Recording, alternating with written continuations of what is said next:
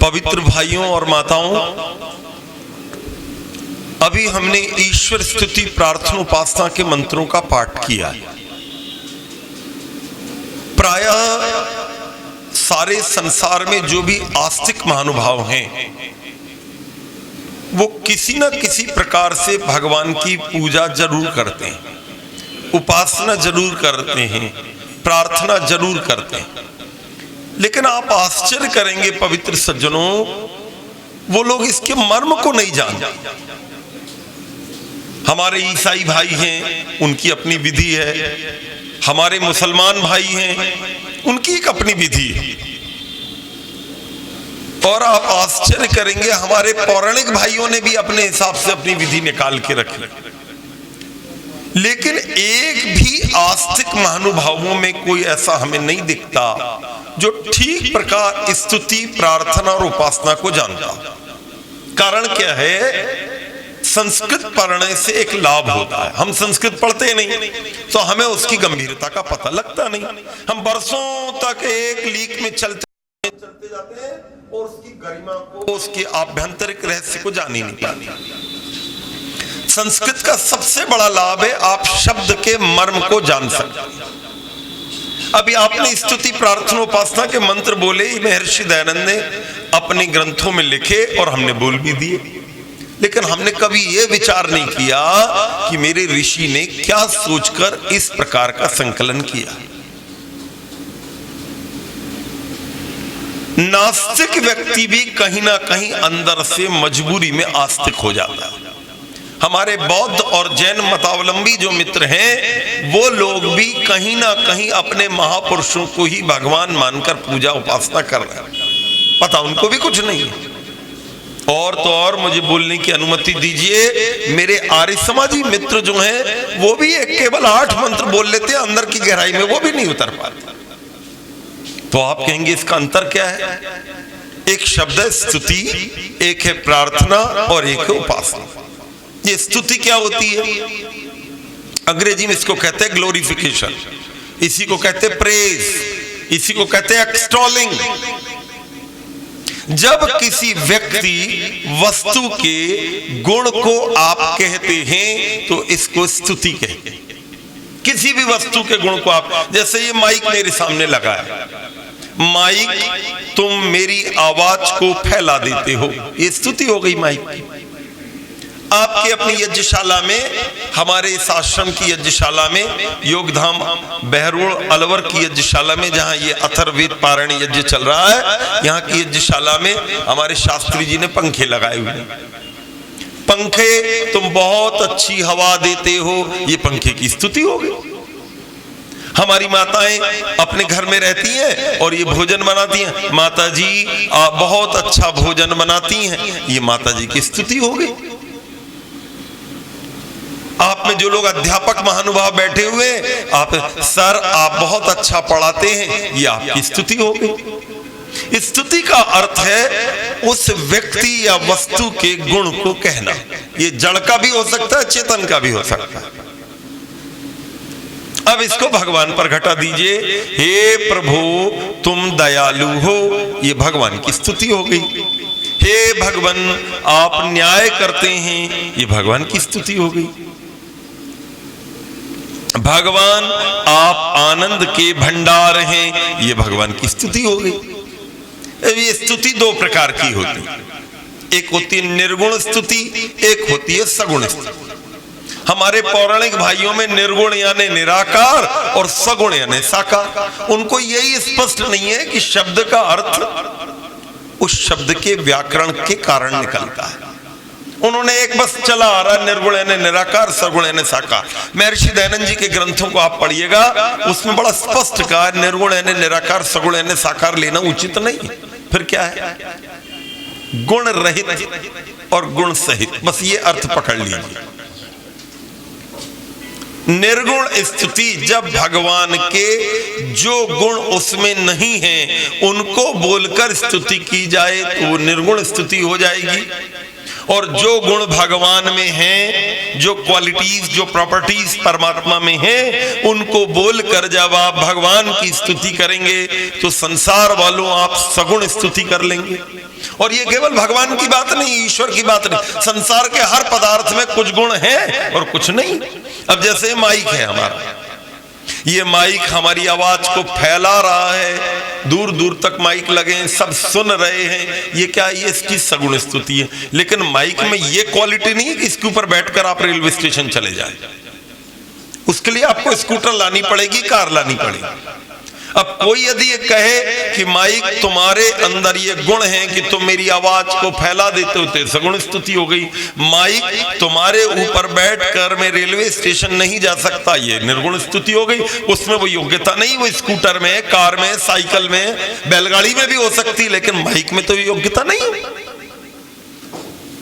अब आप मान लीजिए अंग्रेजी के अध्यापक हैं, मैंने आपसे कहा सर आप अंग्रेजी बहुत अच्छी पढ़ाते हैं, ये आपकी सगुण स्तुति हो गई।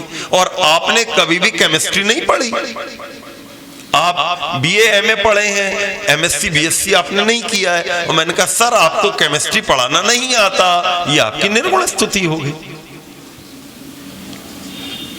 तो जो जिस चीज की योग्यता रखता है, जिस गुण को अपने अंदर जानता है, उसका उपयोग कर सकता है, कराता है, दूसरों में दे सकता है, वो गुण बोल देना उसकी सगुण स्तुति है, और वो गुण ना बोलना उसकी निर्गुण स्तुति है। अब इस बात को भगवान पर घटा दीजिए, हे प्रभु तुम दया के भंडार हो, ये भगवान की सगुण स्तुति है। हे प्रभु तुम कभी जन्म नहीं लेते, ये भगवान की निर्गुण स्तुति। भगवान आप कभी अन्याय नहीं करते, ये निर्गुण स्तुति। भगवान आप आंखों का विषय नहीं, रूप रस गंध स्पर्श और शब्द, ये जितने भी विषय हैं भगवान इनसे परे हैं। हमारे जो सेंसेस हैं, हमारी जो इंद्रियां हैं, भगवान इनका विषय नहीं है। अब ये बात बोलने में भगवान का कोई अपमान नहीं है, वो विषय नहीं है इसलिए बोला जा रहा है। तो पवित्र सज्जनों, श्रद्धामयी माताओं और भाइयों, जब हम कहते हैं प्रभु तुम्हारे में गुण हैं, तो भगवान की पॉजिटिव ग्लोरिफिकेशन हो जाती है। और जब हम कहते हैं प्रभु आप में गुण नहीं है, तो भगवान की नेगेटिव ग्लोरिफिकेशन हो जाती है। इसी को आप सगुण स्तुति और निर्गुण स्तुति कह देते हैं। यह है स्तुति। दूसरा शब्द आपको अपनी किताब में पर्चे में लिखा मिलेगा, प्रार्थना। प्रार्थना को आप कहते हैं रिक्वेस्ट। रिक्वेस्ट का मतलब जो भगवान में या किसी वस्तु में आपने गुण देखे, वो गुण मांग लेने का नाम है स्तुति।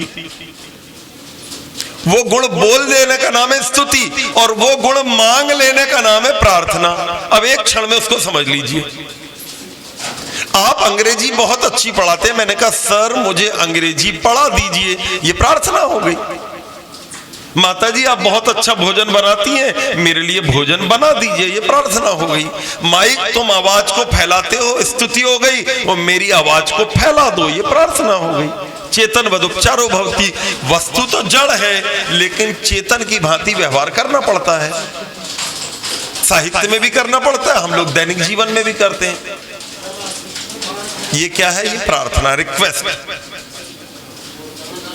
बस इसमें एक बात थोड़ी सी ध्यान रखनी है, सगुण उपासना, निर्गुण उपासना, सगुण स्तुति, निर्गुण स्तुति, और सगुण प्रार्थना, निर्गुण प्रार्थना, ये थोड़ी सी समझने की बात है।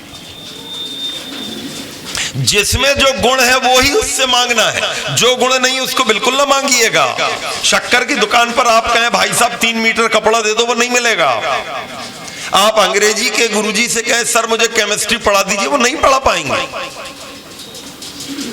अब मैंने बीकॉम किया, आप मेरे से कहें कि थोड़ा कॉमर्स के बारे में बताइए, थोड़ा इनकम टैक्स, सेल टैक्स के बारे में बताइए, थोड़ा फाइनल अकाउंट के बारे में बताइए। मैंने कॉमर्स पढ़ा, मैं बता सकता हूं, लेकिन एक बीएससी के व्यक्ति को आप कहें कि फाइनल अकाउंट बताइए, डेप्रिसिएशन बताइए, वो नहीं बता सकता।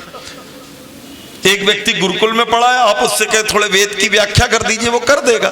मुझे आप कहेंगे थोड़ा सा व्याकरण के बारे में बताइए, दर्शन के, मैं बता दूंगा। लेकिन आप एक फिजिक्स के विद्वान से कहें वेद के बारे में बताइए, उसके लिए मुश्किल होगा। लेकिन आप मुझे कहें कि मैं फिजिक्स के बारे में बताऊं, आई कांट टीच, मैं नहीं बता सकता, मैंने पढ़ी ही नहीं, मैं कैसे बता दूं। जो जिसका विषय नहीं है उससे वो चीज मांगी ना जाए।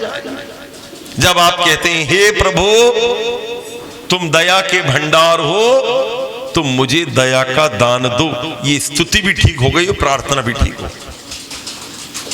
हे भगवान आप आनंद के भंडार हैं, मुझे आनंद का दान दीजिए, स्तुति भी ठीक हो, ये प्रार्थना भी बिल्कुल ठीक चल रही है आपकी।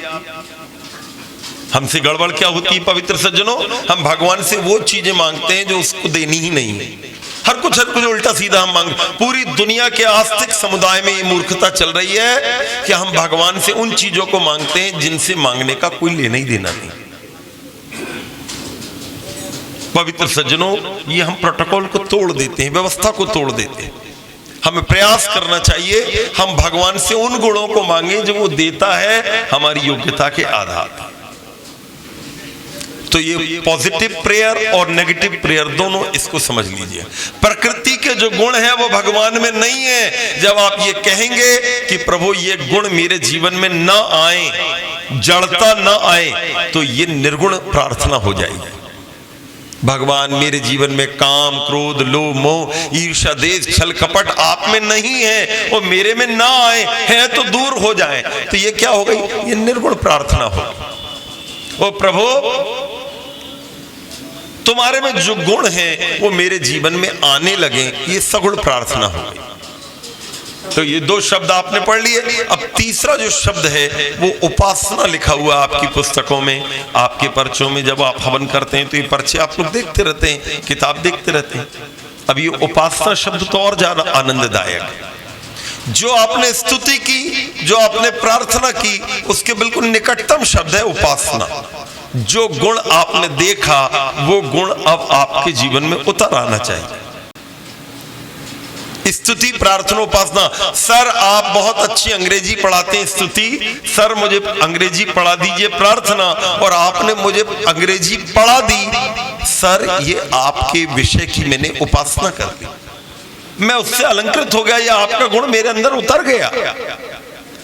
माइक तो मेरी आवाज को फैलाते हो स्तुति, माइक मेरी आवाज को फैला दो प्रार्थना, और माइक ने मेरी आवाज को फैला दिया उपासना। पंखा तुम बहुत अच्छी हवा देते हो स्तुति, पंखा मुझे हवा दो प्रार्थना। और पंखे को मैंने चालू किया और उसने हवा देना शुरू कर दिया, उपासना हो। अब भगवान से आप इसको बिल्कुल ऐसा ही घटा लीजिए, घट जाएगा। हे प्रभु तुम दया के भंडार हो, स्तुति, मुझे दया का दान दो, प्रार्थना, और मैं दयावान बन गया, उपासना। हे भगवान तुम आनंद के भंडार हो, स्तुति, मुझे आनंद का दान दीजिए, मुझे आनंद से अलंकृत कीजिए, प्रार्थना, और मैं आनंद से अलंकृत हो गया, उपासना। बस इसमें एक बात ध्यान रखिएगा कि जिस गुण की आप याचना करें वो आपके जीवन में घटता हुआ दिखना चाहिए। होता यह है, मेरे बाजू में 4 लोग रहते हैं, वो बेचारे भूखे हैं, उनको भोजन नहीं मिल रहा, 3-3 दिन से भूखे हैं, और मेरे घर में 5-5 प्रकार के पकवान बने, और उनको देखकर मेरे मन में कोई करुणा, कोई दया नहीं आ रही। और कई-कई घंटे तक मैं मंदिर, मस्जिद, गुरुद्वारों में भगवान की पूजा कर रहा हूं। ये पूजा पाखंड और मूर्खता है, केवल छलावा है। एक्चुअल में ये पूजा नहीं है दुनिया वालों, ये उपासना नहीं है। उपासना का मतलब है वो क्वालिटी आप में उतर जाए। एक तरफ आप कहते हैं प्रभु तुम आनंद के भंडार हो, और जरा से दुख आने पर आप रोकने चिल्लाने लगते हो, परेशान हो जाते हो, और भगवान को दोष देने लगते हो, रिश्तेदारों को दोष देने लगते हो, डॉक्टर को दोष देने लगते हो। ये आपकी उपासना है? जब तुम उस परम प्रभु की उपासना कर रहे हो जो आनंद का भंडार है, तो थोड़े से दुख में तो परेशान क्यों हो गए? तुम्हें विश्वास होना चाहिए मेरा पिता तो आनंद से भरा हुआ है, मुझे आनंद से अलंकृत हो जाना है। पवित्र सज्जनों, प्रकृति के और संसार के जो नेगेटिव तत्व हैं जो हमारे जीवन में दुख पैदा करते हैं, इनसे बचते रहो तो समझ लो कि तुम निर्गुण उपासना परमात्मा की कर रहे हो, और परमात्मा के गुण तुम्हारे जीवन में धीरे धीरे उतरते जाएं तो तुम समझ लेना कि तुम सगुण उपासना कर रहे हो। आज निर्गुण और सगुण के बीच में ये बहुत ज़्यादा जगड़वाल मचा हुआ है। लोग नए नए ढंग से इसकी व्याख्या कर रहे हैं। तब ऐसे समय महर्षि दयानंद जी महाराज ने निर्गुण और सगुण स्तुति की जो बात सत्यार्थ प्रकाश में लिखी है उसे हमें समझना होगा। आपने ईश्वर स्तुति प्रार्थना उपासना के मंत्र बोले, मैंने सोचा 2-4 मिनट में आपके बीच में स्पष्ट कर दूं। आपने सुना, आइए आगे के मंत्रों से अपन इस यज्ञ को प्रारंभ करें। धन्यवाद।